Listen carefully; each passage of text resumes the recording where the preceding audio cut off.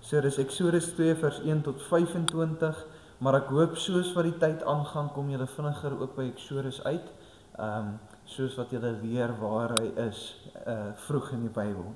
Voordat ons lees, kom ons sluit net die oë en dan nader ons die Here. Vader, ons nader U vanoggend met harte van opgewondenheid, harte gevul met vreugde, met liefde en ook sodoende, Vader, met harte wat klomp vrae het. Maar Vader, ek vra vanoggend, mag U hierdie vrae wat in ons harte is, vra oor partykeer hoekom dinge skeefloop, hoekom die lewe so donker is en hoekom ons partykeer mismoedig word, dat U dit sal beantwoord deur hierdie eenvoudige gedeelte en verhaal van Moses leer. Vader, elke dag soos wat ons groei in U weë, in U waarhede, besef ons eintlik hoe min ons weet. En sodoende vra ek, mag U hierdie gemeente seën met nederigheid, met U vrug, en ook sodoende dat ons 'n groter impak sal hê op die samelewing en gemeenskap hier rondom ons. Maar Vader, ek dra ook vanoggend ons vriende, ons gemeentelede en mense wat by ons kuier op aan U wat nie hier kan wees nie, wat miskien siek is. En U is die kenner van harte, liewe Heer. Vader, dat U in hierdie tyd hulle ook styf sal vashou, dat die vlerke van genesing en ontferming om hulle sal wees, en ook dat hulle hierdie eenheid en ook liefde sal ervaar. Maar Vader, ek vra ook, mag U vanoggend U wysheid, U insig aan ons verleen, en sodoende dat ons herskep, veranderd sal word deur U waarhede. Dat ons sal besef dat U altyd werk agter die gordyne, al kan ons dit nie sien. Maar dat U ook altyd verlossing bring vir U kinders. Vader, ek vra al hierdie dinge in U heilige naam. Amen. So as ons lees vanoggend uit Eksodus 2 vers 1 tot 25, lees ek weer eens uit die 33 tot die 53 vertaling, en die opskrif sê vir ons: Geboorte van Moses, hy vlug na Midian. Vers 1: En 'n man uit die huis van Levi het gegaan en 'n dogter van Levi geneem.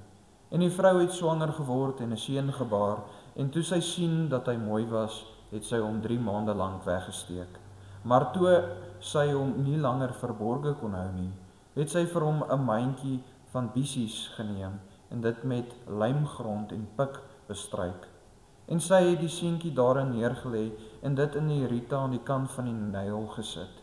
En sy suster het op 'n afstand gaan staan om te wete te kom wat met hom sou gebeur. En Farao se dogter het na die Nyl afgegaan om 'n bad te neem, terwyl haar diensmeisies aan die kant van die Nyl heen en weer geloop het. Toe sien sy die mandjie tussen die riete en stuur haar slavin en laat dit haal. Nadat sy dit oopgemaak het, sien sy die kind en kyk, dit was 'n seentjie wat huil, en sy het hom jammer gekry en gesê, dit is een van die kinders van die Hebreërs. Toe sê sy suster aan die dogter van Farao, sal ek vir u 'n pleegmoeder uit die Hebreëse vroue gaan roep, dat sy vir u die seentjie kan soog? En Farao se dogter antwoord haar ja, en die jong meisie het geloop en die seentjie se moeder geroep. Daarop sê Farao se dogter vir haar, neem hierdie seentjie en soog hom vir my, en ek sal jou loon gee. En die vrou het die seentjie geneem en hom gesoog. En toe die seentjie groot geword het, bring sy hom na Farao se dogter, en hy het haar seun geword. En sy het hom Moses genoem en gesê, ek het hom mos uit die water getrek. En in die dae toe Moses al groot was, het hy na sy broers uitgaan en hulle harde arbeid aangesien. En hy het gesien hoe 'n Egiptiese man, 'n Hebreëse man, een uit sy broers slaan. En hy het hierheen en daarheen gekyk, en toe hy sien dat daar niemand was nie, het hy die Egiptenaar doodgeslaan en hom in die sand begrawe. Die volgende dag het hy weer uitgegaan en daar was 2 Hebreëse manne wat met mekaar veg. Hy vra toe vir die een wat ongelyk gehad het, waarom slaan jy jou naaste? En hy antwoord, wie het jou as owerste en regter oor ons aangestel? Dink jy om my dood te slaan soos jy die Egiptenaar omgebring het? En Moses het gevrees en gesê, waarlik die saak het bekend geword. En toe Farao van die saak hoor, het hy probeer om Moses dood te maak. Maar Moses het van Farao af weggevlug en in die land van Midian gaan woon. En hy het by 'n put gesit. En die priester van Midian het 7 dogters gehad, die het gekom om te put en die drinkbakke vol te maak om hulle vader se kleinvee te laat drink. Maar die veewagters het gekom en hulle weggedrywe. Toe staan Moses op en help hulle en laat hulle vee drink. En toe hulle by hul vader Reuel kom, sê hy, waarom kom julle vandag so gou? En hulle antwoord, 'n Egiptiese man het ons uit die hand van die veewagters verlos en hy het ook volop vir ons geput en die vee laat drink. Daarop sê hy vir sy dogters, en waar is hy? Waarom het julle die man dan daar laat staan? Roep hom dat hy brood kan eet. En Moses het ingewillig om by die man te bly en hy het aan Moses sy dogter Sipora gegee. En toe sy 'n seun baar, het hy hom Gersom genoem, want hy het gesê, ek het 'n vreemdeling in 'n vreemde land geword. En in daardie lang tyd het die koning van Egipte gesterwe en die kinders van Israel het gesug en geweeklaag vanweë die slawerny en hulle geroep om hulp oor hulle slawerny het opgeklim tot God. En God het hulle gekerm gehoor en God het gedink aan sy verbond met Abraham, met Isak en met Jakob. En God het die kinders van Israel aangesien en God het hulle geken. Net tot sover, asseblief. En soos wat julle weet, is ons nou tans nog besig met ons reeks wat handel oor die boek van Eksodus en ek glo ons gaan nog vir baie lank besig wees met dit.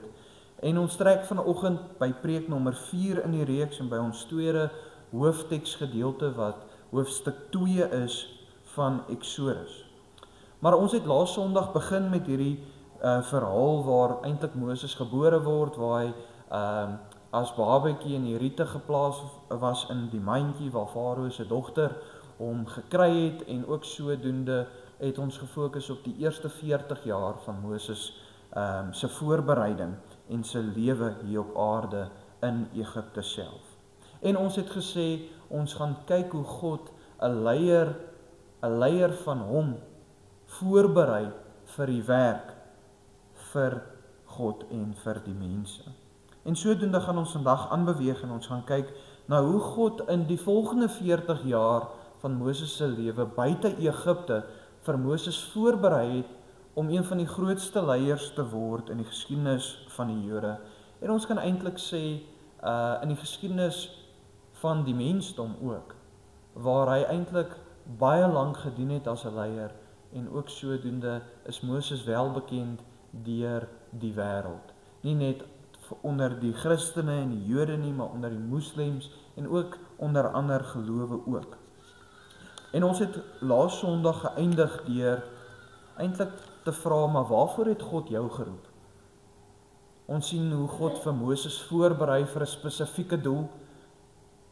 En sodoende is dit 'n waarheid van die Nuwe Testamentiese gelowiges ook, dat God elke een van ons bring tot redding en waar ons hom kan ken en van hom kan leer vir 'n spesifieke doel.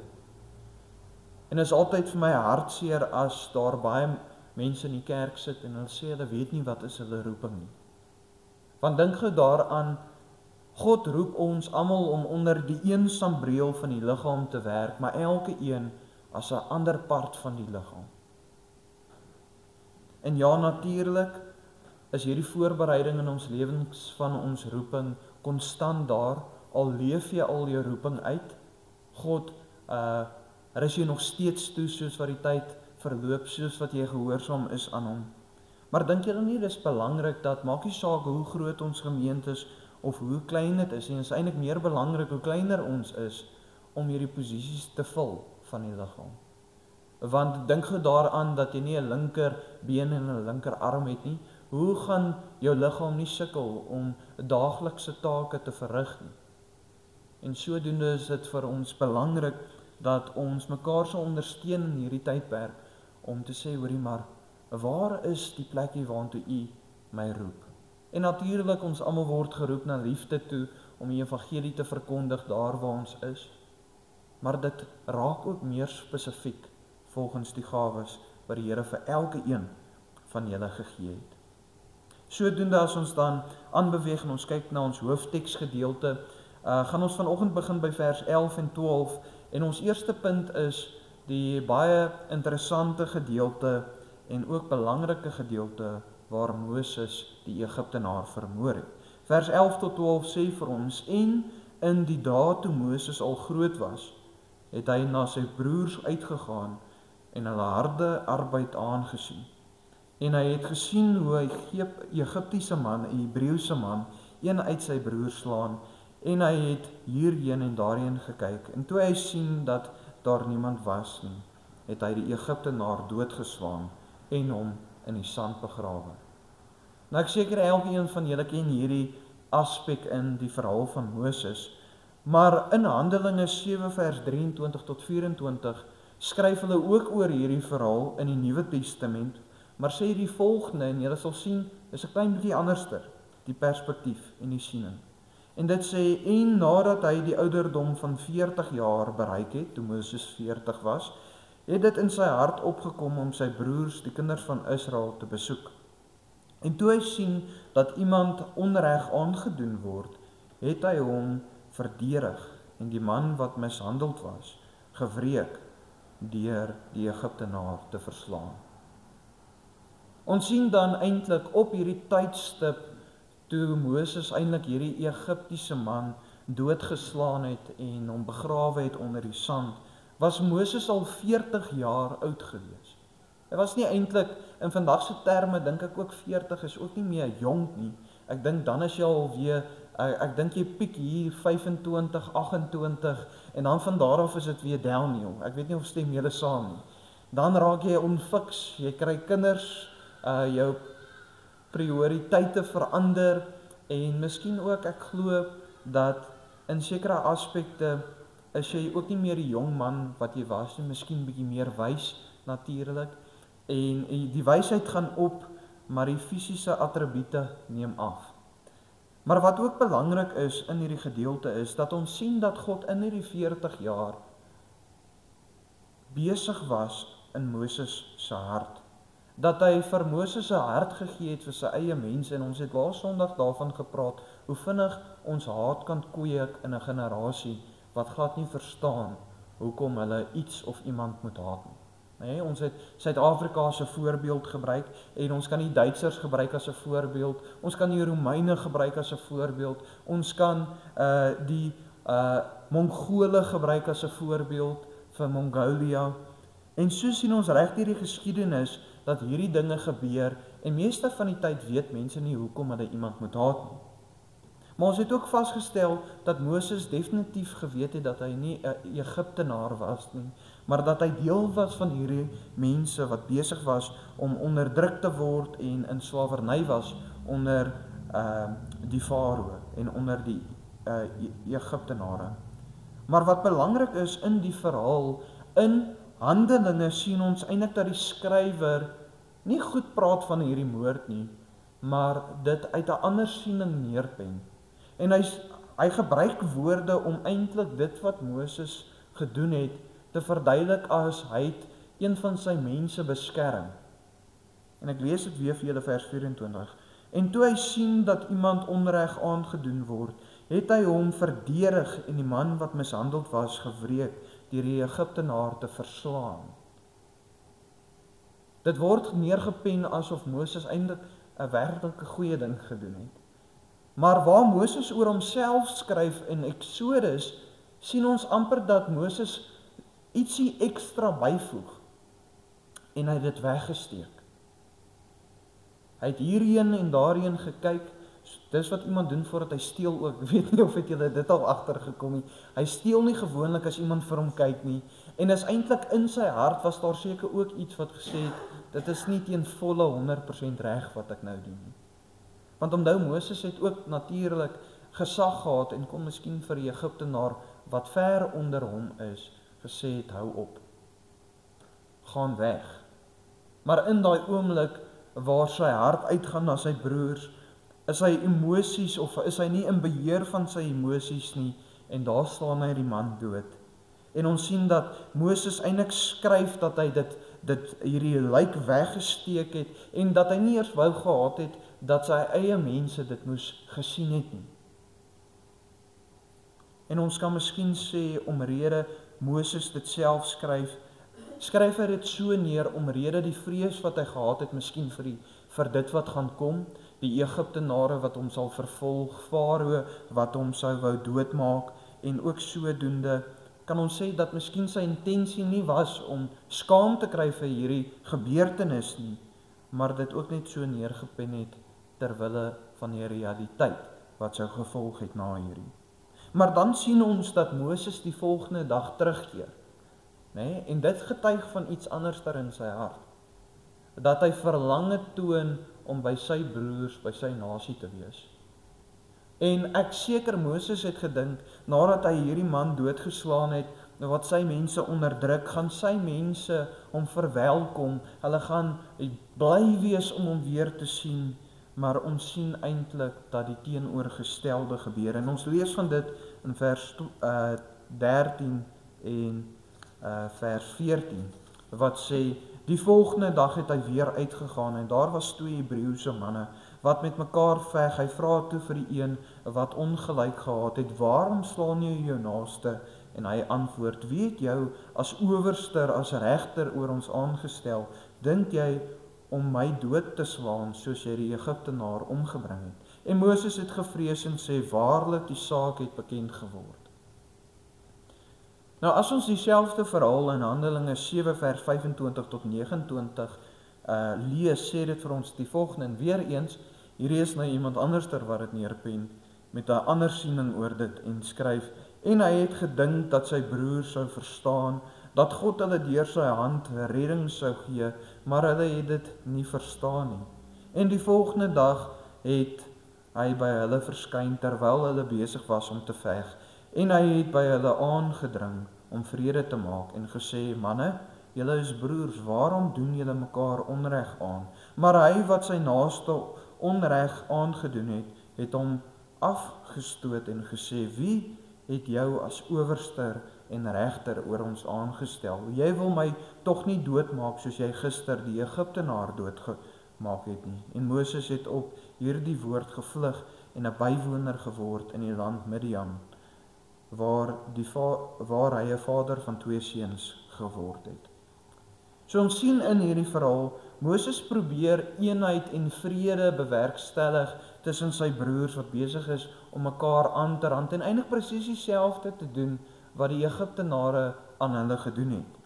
En Moses sê vir hulle, broers, hoekom veg julle, hoekom beklei julle? En in daardie is dit regverdig wat Moses doen. Hy doen die regte ding en hy gaan spreek met hulle, maar een ding wat waar is, en dit is in die wêreld vandag ook waar, is dat jou dade spreek meer as jou woorde. En dit wat Moses gedoen het, al was sy intensie reg gewees om 'n broer te beskerm, het hulle hom gesien as 'n moordenaar. Nie van Egiptenare nie, maar van mense.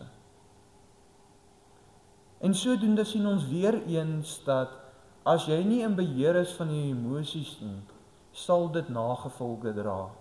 Elke keer wat jy opgetree het uit emosies uit of gedrewe was deur emosies wat nie in lyn was met die wil van die Here nie, het jy teen jouself en ander rondom jou seer gemaak.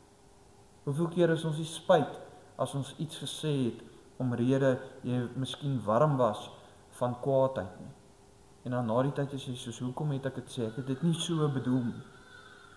Maar een ander ding wat ons in hierdie konteks raak sien, is dat ons kan miskien dan ook sê die rede hoekom hierdie Jode, hierdie Israeliete nie van Moses gehou het nie, is nie net om 'n rede hy hierdie Egiptenaar doodgeslaan het nie. Maar hulle het hom gesien, soos die Engels sal sê, as 'n spoiled brat.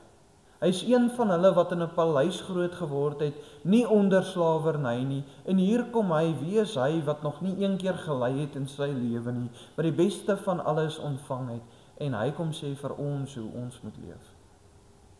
Hy wil nou ook deel wees van ons. En sodoende kan ons sê, glo ek, dit was menslik hoe hierdie Jode of Israeliete opgetree het in die oomblik. Maar dan lees ons dat Moses gevrees het vir sy lewe, omrede hierdie waarheid bekend geword het. En wat leer dit vir ons? Die Jode het hom gesplit, soos die Engels sal sê. Sy eie mense het vir 'n Egiptenaar, amptdraer of wat ook al, 'n soldaat gesê, Moses het hierdie man vermoor.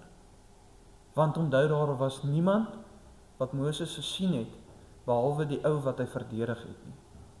So daai storie moes versprei het onder die Israeliete, en hulle het hom opgegee aan die Egiptenare.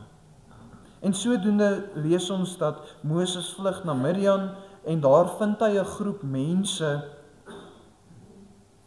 en baie interessant, en dit wys vir ons God se groot hand in die voorbereiding van Moses. Ontmoet hy 'n groep mense wat ook Israeliete is eintlik, wat Hebreëse agtergrond het, wat 'n nageslag is van Abraham en sy tweede vrou Ketura. En Abraham het hierdie vrou getrou nadat Sara oorlede was, en ons lees van dit in Genesis 25 vers 1 tot 6, en ek gaan net die eerste 2 verse vir julle lees, wat hulle die seuns benoem. En vers 1 sê, Abraham het weer 'n vrou geneem met die naam van Ketura, en sy het vir hom Simran, Jaksan en Medan en Midian en Jesbak en Suach gebaar, nog seuns gebaar. En natuurlik Midian was die seun wat toe getrek het na hierdie gebied toe, en wat ook kinders gehad het, en dit is van waaraf hierdie mense kom wat Moses ontmoet in die woestyn. Maar weer eens kan ons sien in hierdie verhaal, God gee vir Moses 'n geleentheid om sy leierskapseienskappe te beoefen, maar ons dink, of uit te oefen, maar ons dink eintlik, Moses kon net eintlik opgestaan het en weggeloop het, omrede alles wat al gebeur het, maar Moses gryp dit aan, en hy tree weer eens op met 'n hart vir mense, want ek glo op hierdie stadium, toe hy sit by die put, het hy nie geweet, hierdie is mense wat ook van Abraham afkom nie, hy het hulle gesien net as mense. Maar hy tree op met 'n hart vir mense wat onderdruk word, en verdruk word, en verkeerd behandel word. Ons lees van dit in vers 15 tot 17, wat sê, en toe Farao van die saak hoor, het hy probeer om Moses dood te maak, maar Moses het van die Farao weggevlug, in die land van Midian gaan woon, en hy het by 'n put gesit. En die priester van Midian het 7 dogters gehad, die het gekom om te put en die drinkbakke vol te maak, om hulle vader se kleinvee te laat drink. Maar die veewagters het gekom en hulle weggedrywe. Toe staan Moses op en help hulle en laat hulle vee drink. Ons kan hier sien dat Moses eintlik net kon opgestaan het by die put. Hy het nou net weggevlug waar hy mense probeer gehelp het, en hulle teen hom gedraai om eintlik gesê, ons soek jou nie, as 'n leier van ons, ons soek jou nie dat jy moet ons beskerm nie, en daar gaan sit hy mismoedig en weet nie wat om te doen nie, weet nie waar hy is nie, was nog nooit miskien uit Egipte uit nie. En sodoende sien hy hierdie vrouens wat weggedryf word deur die skaapwagters, wat 10 teen 1 hulle vee eerste wou laat drink het by die put, omrede hulle mans is, het hulle vir die vrouens sê, gaan weg, en Moses staan op vir hierdie vroue, en help hulle dat hulle vee kan drink. Maar wat wys dit vir ons? Dit wys dat in hierdie 40 jaar, het God vir 'n man wat groot geword het in 'n huis, wat eintlik vol haat en moord is, 'n hart gegee, wat vol regverdigheid is. 'n Hart gegee wat braaf is, en hom ook sodoende in staat gestel het, om nie net met woord op te tree nie, maar ook met dade. En ek dink daar's 'n groot verskil. Het julle al gehoor as ons na kerk of by 'n braai sit en ons praat politiek van ons land, almal het iets te sê. Nee, almal het altyd iets te sê. Maar as jy vra wie doen iets aan dit, dan is daar niemand wat hulle hand opsteek. Nee, ek gaan niks doen nie, dit gaan nooit verander nie. Julle weet waarvan ek praat. Dieselfde in die kerk. Almal het iets te sê oor hoe dit moet wees, maar as dit kom by om die tekkie die teer te tref, is daar niemand wat opdaag nie. Of daar is sommige, maar jy weet oor die algemeen, in die wêreld is daar baie min.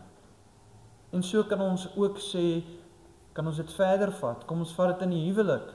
Baie mense het dinge, slegte dinge te sê oor hulle huwelik, of sê die een of daai een doen nie reg nie, maar as jy vra maar wat het jy al hieraan gedoen, dan is dit ook gewoonlik in berading niks nie.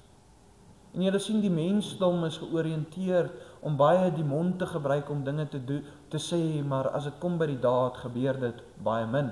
Anders sou die wêreld vandag baie beter gelyk het. Nee? En sou mense meer opgetree het volgens dit wat reg is. Maar dan wil ek ook by julle hoor, hoeveel keer in jou lewe het jy nie ook al probeer om die regte ding te doen nie, en dit het in jou gesig opgeblaas nie.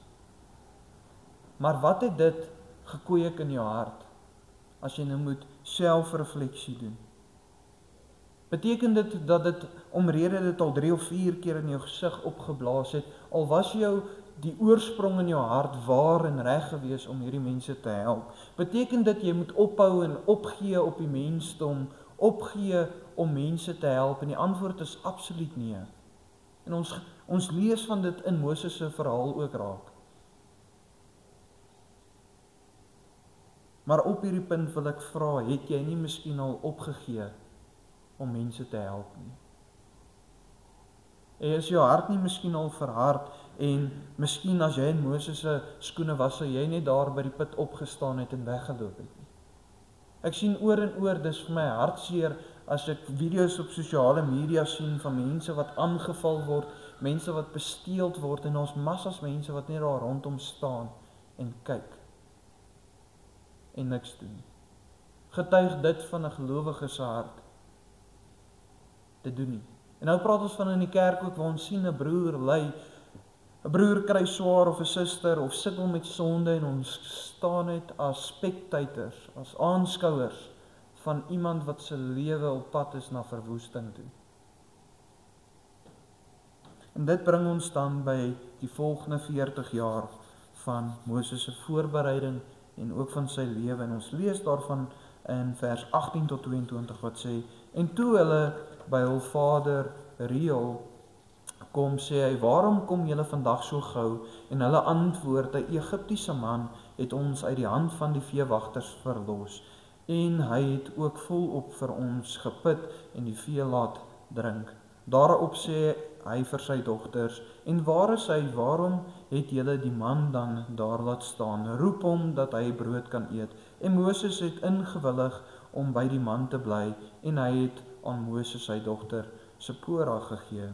En toe sy 'n seun baar, het hy hom Gersom genoem, want hy het gesê, ek het 'n vreemdeling in 'n vreemde land geword. Ons sien in Moses se eerste 40 jaar het God hom voorberei om 'n leier te word in 'n sekere sin. Nog nie in elke sin nie, maar ten minste iemand wat nie net met woord sal optree nie, maar ook met daad. God het hom gelei om braaf te word, soos wat ek sê, bereidwillig om met aksie op te tree, en nie om mense te help met die rykdom wat hy gehad het, as iemand wat in die paleis van Farao groot geword het nie, maar met aksie. En dan sien ons, toe Moses nou by hierdie put aankom en hy help hierdie dames, hierdie vroue, word hy genooi om in die priester van Miriam, Reuel, se huis te eet. Nou hierdie is 'n interessante karakter en figuur in die Ou Testament, want van wat was hy 'n priester? En later in Eksodus staan hierdie man bekend as Jethro in Genesis. En Jethro word gesien later en word geskryf, Moses skryf oor hom, en hy word eintlik gesien nie net as 'n priester van hierdie land van Miriam nie, maar dis 'n man wat die leerstellings en tradisies van Abraham uitgeleef het in daai area. 'n Priester van die een ware God, hierdie Jethro. En bring dit nie vir ons dan by die volgende punt uit om te sê, maar hoe wonderlik, hoe amazing is dit nie, dat God weer eens 'n perfekte situasie skep vir Moses om voorberei te word onder iemand wat hom ken en wat vir Moses kan leer van wie God is, vir die volgende 40 jaar van sy lewe. Dink gou daaraan wat het gebeur in Josef se tyd.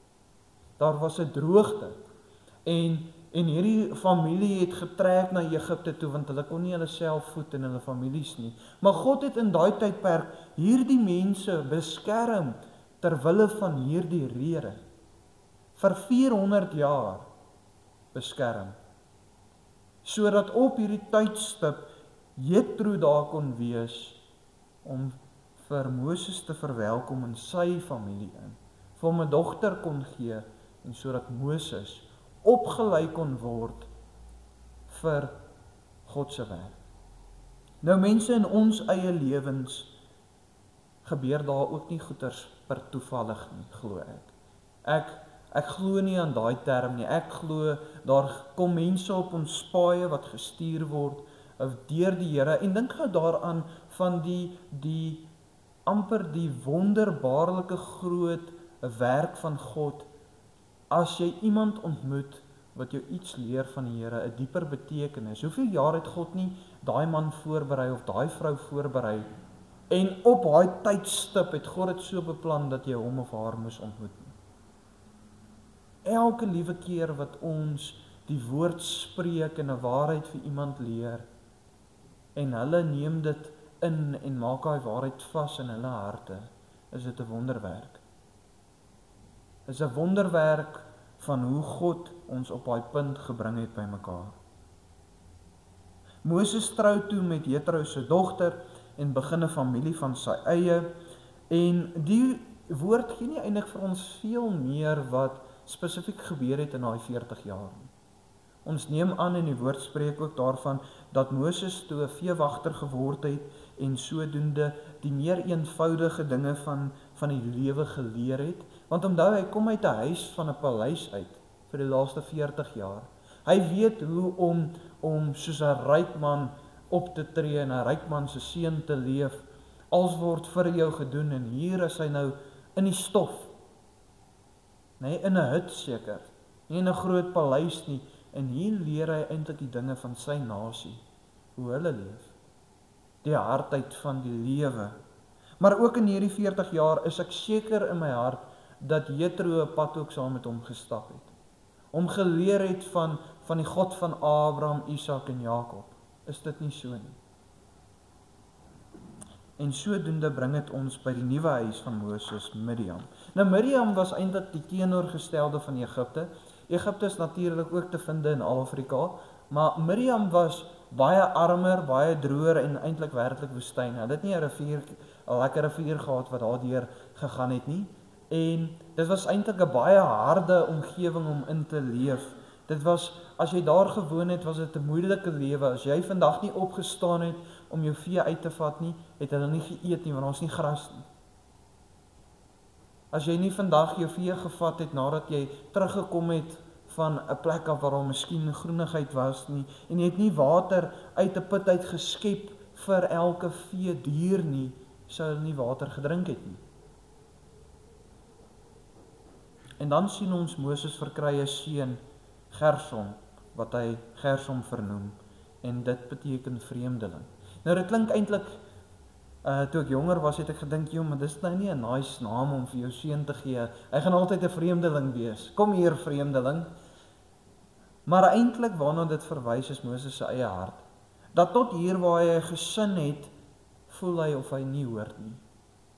In 'n vreemde land is hy, wat hy voel hy hoort nie. Maar tog kan ons sê in sy eerste 40 jaar het hy ook in Egipte gevoel of dit hy nie behoort in die paleis nie.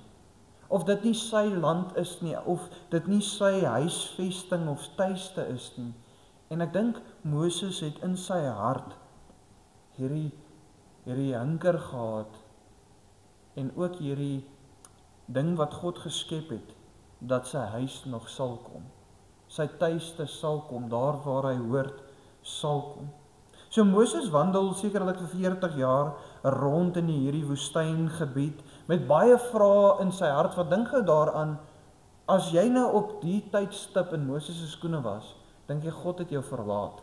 Nee, uit van 'n paleis af beweeg, nadat van 'n paleis af waar hy sy broers probeer help het, waar hy gevlug het vir sy lewe, en hier is hy nou in 'n plek wat hy glad nie van hou nie.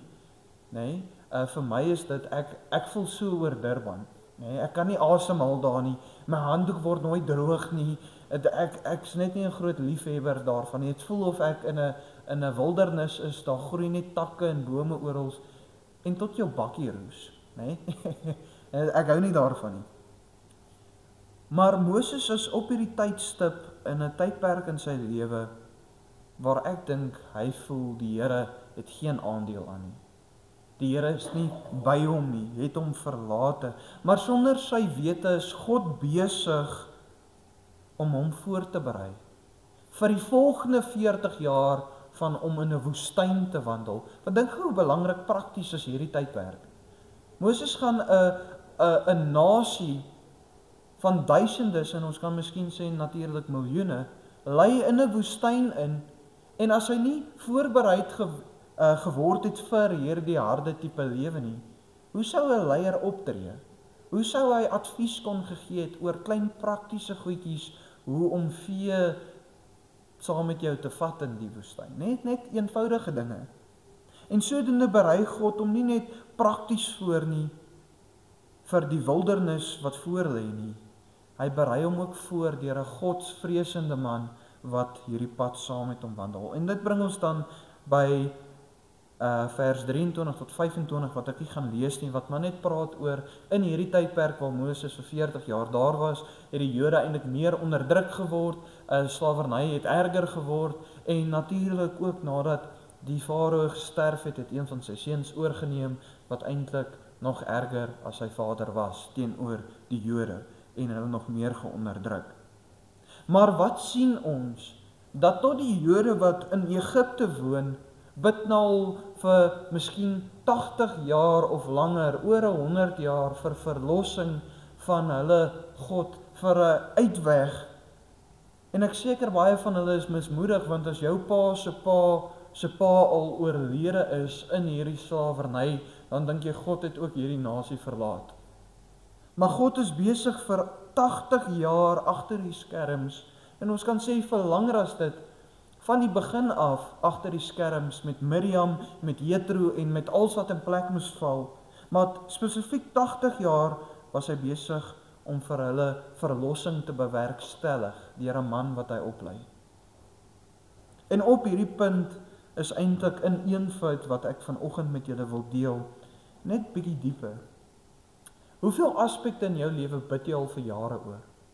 Dit kan miskien vir jou kinders wees, dit kan miskien wees oor 'n saak in jou eie hart, oor 'n bekommernis wat jy het, en jy het eintlik al moed opgegee om daaroor te bid, want daai situasie of daai ding het nog nooit verander nie. Maar besef ons dat God vir ons 'n baie belangrike waarheid leer in hierdie verhaal, dat hy altyd besig is agter die skerms, besig met sy wil, met sy werk, al sien ons dit nie. En die enigste rede hoekom ons dit ook nie baie keer sien nie, is omrede ons nie ingestel is om dit raak te sien nie. En sodoende leer dit vir ons dat ons ook nie partykeer moet stil word in geloof by die Here se voete en te sê ek vertrou op U. Ek weet nie wat se verlossing sal kom of daar enige verlossing sal kom nie, maar U wil is goed. En mense, ons kan baie keer getuig, en almal sal vanoggend, as ek vra, en ek gaan sommer nou vra, wie dink die Here se wil is goed? Dan gaan almal sy hand opsteek. Maar as ek jou vra oor 'n spesifieke aspek van jou lewe, dan gaan jy sê dit is nie goed nie. Iets waaroor jy al vir jare bid, en is dit nie dan teenstrydig met wat ons nou net getuig het van die Here se wil is goed nie. Sê die woord nie vir ons, as ons vra vir sy wil, sal dit geskied nie, in gehoorsaamheid. Maar dat sy wil nie altyd ons wil is nie, dat ons wil in teenstryd is met dit, omrede ons nie die groter prentjie kan raak sien nie. Onthou julle wat het ek gesê met die Israeliete in Egipte, as hulle nie onderdruk en verdruk sou word nie, sou hulle 10-1 vandag nog daar gewoon het. Hulle sou nooit 'n nasie van hulle eie geword het nie. Christus sou dan nooit uit daai nasie uit kon gekom het, uit die saad van Dawid uit nie. En sodoende sou ons 10-1 vandag nie hier gesit het nie. En julle sien hoe God slegte situasies, Moses wat vlug vir sy lewe, gebruik ter voorbereiding van dinge.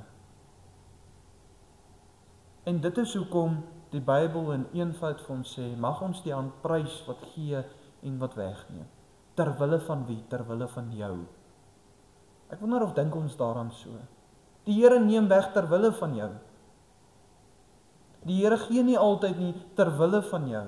Vir jou beswil, vir jou om iets te leer. Die Bybel sê vir ons, en ek dink een van die aspekte waaroor ons die meeste bid is finansies. Nee, ek weet nie of stem julle saam met my, as dit swaar gaan, jy bid vir finansies. Nee? As jy nie kos het nie, bid jy vir kos. Jy bid vir die ding wat jy nie het nie. En vandag raak dit 'n groter waarheid dat ons minder van hierdie dinge gaan hê in die toekoms ook. Ek seker julle stem saam. Maar wat sê dit vir ons? Dit sê vir ons dat ons bid die hele tyd vir hierdie een aspek, maar prys later nooit meer die Here vir hierdie tydperk waar hy jou ook deurgedraai het wat jy dink, as jy moes terugdink, eintlik onmoontlik was vir jou om deur te gekom het sonder hom nie. Daar is nie meer dankbaarheid in ons lewens nie. Ons sien mense wat in slawerny is, wat se seuns doodgemaak word al vir generasies. En ons lees hierdie storie en dink, ja, hulle is stupid, daar jaag hulle vir Moses weg, né? Maar in die eenvoud raak ons verlore. So mag ons begin leer om partykeer vir 'n dag, partykeer vir 'n week, partykeer vir 'n maand, partykeer vir 'n jaar, partykeer vir jare waggend te wag op die Here. Want hy is goed. Hy is getrou en hy sal volgens sy wil vir jou uitweg gee. Al wat jy moet doen is net sit en sê dankie Here. Lei my, wys my, bemoedig my, gebruik my. Want hy het geen belofte gemaak dat ons gaan ryk wees en die beste vrugte gaan eet wat hoelies kan vir ons gee nie, né? Die beste steiksoek gaan elke Saterdag braai nie. Hy het vir jou gesê, ek gee vir jou die ewige. En dit is meer as enigiets wat hierdie wêreld vir ons kan bied. So kom ons begin vreugde vind in dit, en kom ons wandel, al gaan dit swaar, met groot vreugde in ons harte, vol geluk, ondersteunend onder mekaar soos Moses 'n hart vir mekaar sal hê, en ook sodoende dat die Here ons leiers kan maak van hierdie wêreld. Want tog dit is wat 'n gelowige moet wees. 'n Leier in 'n gebroke wêreld. 'n Leier van die evangelie, maar ook altyd 'n dienaar van die Here. Amen. Kom sluit die oë. Vader, soos wat ons nou in eenvoud na hierdie verhaal kyk, sien ons dinge wat eintlik so waar is in ons eie lewens ook. Vader, dat ons baie keer dink dat U ons verlaat omrede dit net moeilik gaan, omrede iets skeef geloop het, of omrede ek al vir 'n paar jaar in dieselfde situasie sit. Maar Vader, mag U die waarheid, die volgende waarheid vasmaak in ons harte. En dit is dat U eerstens ons Vader is. En omrede ons U kinders is U getrou volgens U beloftes. Omrede ons U kinders is, sorg U daagliks vir ons tot met die asem wat ons inasem. En Vader, sodoende mag ons vanoggend op 'n vernuwe manier U prys. Mag ons op 'n vernuwe manier besef hoe groot en wonderlik U is. En mag ons, as ons nou sing weer, mag ons dit met 'n hart doen, nie net vol bereidwilligheid vir die werk nie, maar gevul met dankbaarheid. En dan Vader, vra ek, mag U hierdie bereidwilligheid gebruik om ons toe te rus, om ons ook voor te berei vir elke werk waartoe U ons roep. Vader, ek vra al hierdie dinge in U heilige naam. Amen. Dan kan julle staan en dan sing ons afsluitingslied. Dankie julle.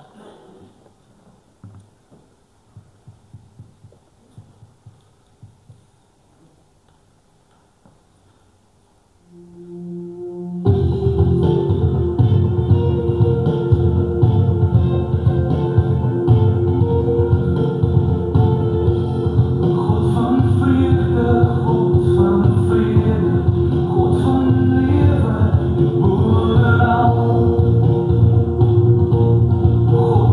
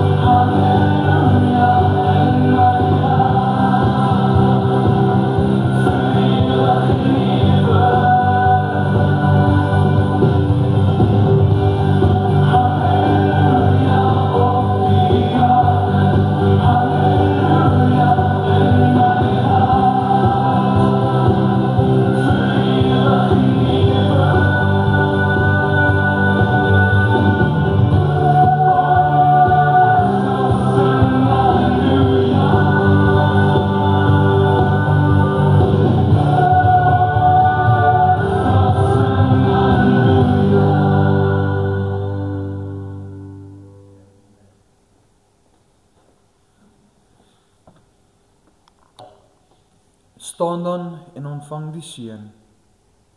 Die Here is langs jou om jou in sy arms toe te vou. Die Here is agter jou om jou teen die aanvalle van die bose te beskerm. Die Here is onder jou om jou te dra as jy val. Die Here is binne jou om jou te lei met sy Heilige Gees. So seën die Here jou tot in alle ewigheid. Amen. Dankie julle.